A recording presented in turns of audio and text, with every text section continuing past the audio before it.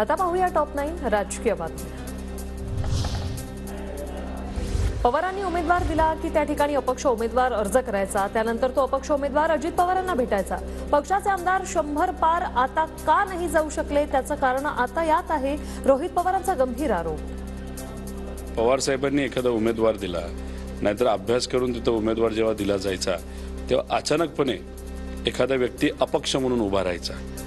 पण तो जो नेता आहे तो कधी कधी अजितदादांच्या संपर्कातला असायचा, नाही तर इतर लोकांचा। अजित पवारांना कुटुंबाने एकटं पाडलं नाही, ते कुटुंब सोडून भाजप सोबत गेले। रोहित पवारांचं प्रत्युत्तर, पवारांनी घर बांधलं, त्या घरातून अजितदादांनी पवारांना बाहेर काढलं। रोहित पवारांची टीका। मुंबईला वेगळं करण्यासाठी दिल्लीतील भाजपचे बाप जरी आले तरी त्यांचे तुकडे करू, फडणवीसांच्या टीकेला उद्धव ठाकरेंचं प्रत्युत्तर। फडणवीस असं म्हणालेत मुंबईमध्ये की आता हे म्हणजे मी पुन्हा असं बोंबलायला लागेन की मुंबई वेगळी करणार। अरे मुंबई वेगळी करणार काय तुमचा कोणी दिल्लीतला बाप येऊ नये तर कोणी हो, जो प्रयत्न करेल त्याचे तुकडे करू।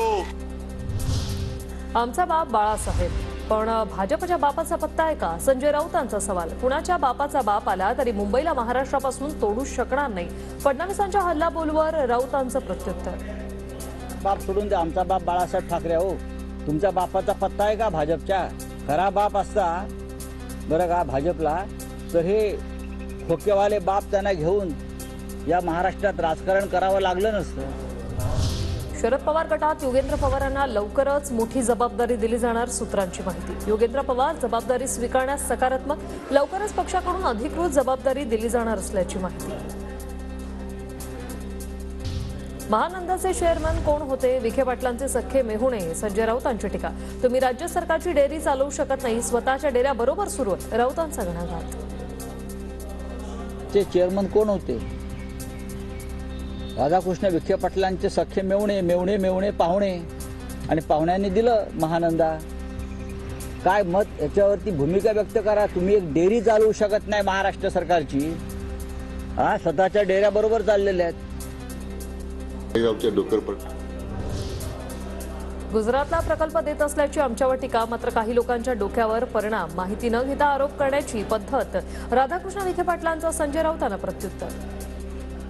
परिणाम झाला आहे, अशी जे मुक्त फळ उधळत आहेत त्यांना खरं मानसोपचाराची गरज आहे। अशी कुठली 50 एकर जमीन ते म्हणतायत, त्यांनी काय त्यांच्या जीवनात व्यक्तिगत जीवनात सुद्धा उद्योग केले, कोणाचे घर फोडले, कोणाचे घर उद्ध्वस्त केले, आता ती आता मला नाव सांगावं लागतील।